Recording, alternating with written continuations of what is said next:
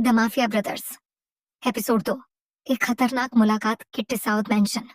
सुबह सुबह के 8 बजे किट्टी साउथ मैंशन की दूसरी मंजिल पर बड़ी सी खिड़की के सामने चुपचाप खड़ा था डंक। बाहर खुला आसमान था, ठंडी हवा चल रही थी, लेकिन उसके लिए आजादी अब सिर्फ एक अधूरा सपना बन चुकी थी। उसकी आंखों में आंसू नहीं थे, सिर्फ दर्द और अनगिनत सवाल थे। डंक, धीरे से, सिर्फ 4 दिन पहले मेरी जिंदगी कितनी खूबसूरत थी। न मुझे माफिया के बारे में कुछ पता था, न अंडरवर्ल्ड के बारे में। मेरी दुनिया सिर्फ मेरी पढ़ाई, मेरी बेकरी और मेरी फैमिली थी। लेकिन सिर्फ एक दिन में मेरी पूरी जिंदगी बदल गई। फ्लैशबैक। 4 दिन पहले बैंकॉक की एक छोटी लेकिन मशहूर बेकरी।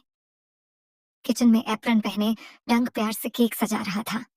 ग्राहक उसके केक की तारीफ करते नहीं थक रहे थे। ग्राहक मुस्कुराकर, डंक, तुम्हारे हाथों में जादू है। एक दिन तुम्हारी बेकरी पूरे थाईलैंड की सबसे मशहूर बेकरी बनेगी। डंक मुस्कुराया।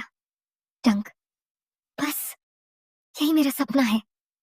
मैं अपनी इस छोटी सी बेकरी को इतना बड़ा बनाऊंगा कि लोग दूर दूर से सिर्फ मेरे केक खाने आए। डंक के पिता मिस्टर नताचाई थाईलैंड की एक बड़ी कंपनी के सीईओ थे, लेकिन डंक को बिजनेस में कभी दिलचस्पी नहीं थी। उसे सिर्फ बेकिंग पसंद थी। उसकी दुनिया छोटी थी, लेकिन उसी में उसकी सारी खुशियां थीं। उसी शाम नताचाई मैंशन डंक घर लौटा। ड्राइंग रूम में उसके पिता सोफे पर बैठे थे। उनके चेहरे पर चिंता साफ दिखाई दे रही थी। डंक, पापा, आपने बुलाया? कुछ देर की खामोशी के बाद मिस्टर नताचाई, डंक, मैंने तुम्हारी शादी तय कर दी है। डंक की मुस्कान गायब हो गई। डंक हैरान होकर, क्या पापा, बिना मुझसे पूछे? मिस्टर नताचाई की आंखें नम हो गईं। मिस्टर नताचाई, मेरे पास कोई और रास्ता नहीं था। मैं जो कर रहा हूं सिर्फ तुम्हारी हिफाजत के लिए कर रहा हूं। डंक, लेकिन मुझे किससे बचाना चाहते हैं? उन्होंने कोई जवाब नहीं दिया, बस अपनी नजरें झुका लीं। शादी का दिन पूरा, शादी का हॉल मेहमानों से भरा हुआ था। चारों तरफ खुशी का माहौल था, लेकिन डंक के चेहरे पर मुस्कान नहीं थी। वह सिर्फ अपने पिता की खुशी के लिए शादी कर रहा था। जैसे ही रस्में शुरू होने वाली थीं, धड़ाम, धड़ाम, धड़ाम, गोलियों की आवाज पूरे हॉल में गूंज उठी। हर तरफ भगदड़ मच गई। काले कपड़ों में हथियारबंद लोग पूरे हॉल को घेर लेते हैं।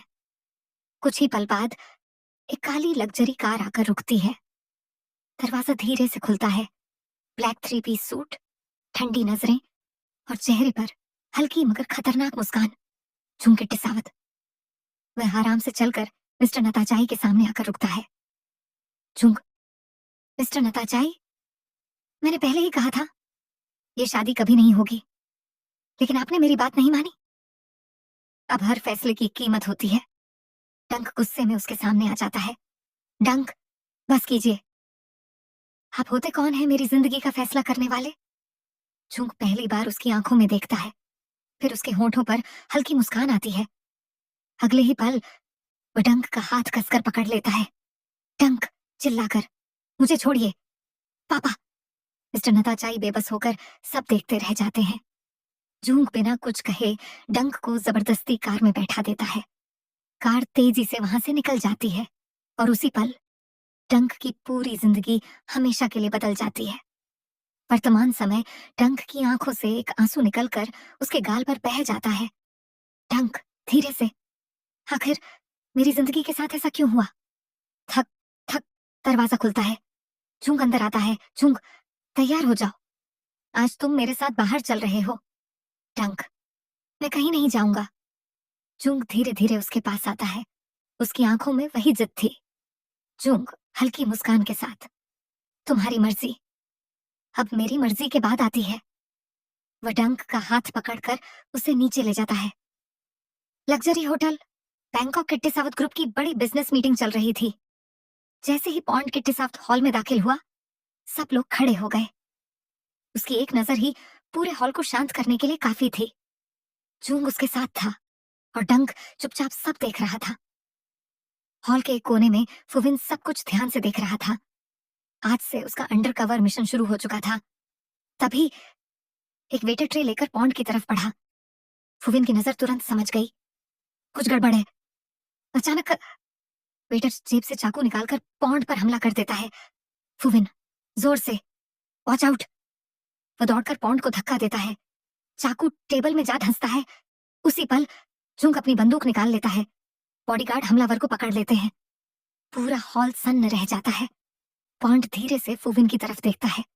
दोनों की नजरें कुछ पल के लिए एक दूसरे पर ही टिक जाती हैं, जैसे समय रुक गया हो। पॉन्ड, तुम कौन हो? फुविन हल्का सा मुस्कुराता है। फुविन, बस एक अजनबी जो सही समय पर सही जगह मौजूद था। इतना कहकर वह चला जाता है। पॉन्ड बस उसे जाता हुआ देखता रहता है। न जाने क्यों उस अजनबी ने उसके दिल में एक अजीब सी बेचैनी छोड़ दी थी। होटल के बाहर कार में बैठते ही पॉन्ड कहता है, उस लड़के का नाम, उसका पता और उसके बारे में हर जानकारी मुझे आज ही चाहिए। झुंग अपने बड़े भाई की तरफ देखकर मुस्कुराता है। झुंग, लगता है पहली बार किसी ने माफिया डॉन पॉन्ड किट्टी सावत का ध्यान अपनी तरफ खींच लिया है। पॉन्ड कोई जवाब नहीं देता। उसकी आंखों के सामने बार बार सिर्फ एक ही चेहरा आ रहा था, फुविन। दूसरी तरफ फुविन अपनी कार में बैठकर अपना छिपा हुआ ईयरपीस ऑन करता है।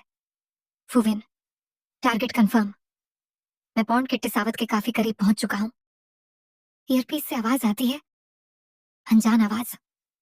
मिशन किसी भी कीमत पर फेल नहीं होना चाहिए।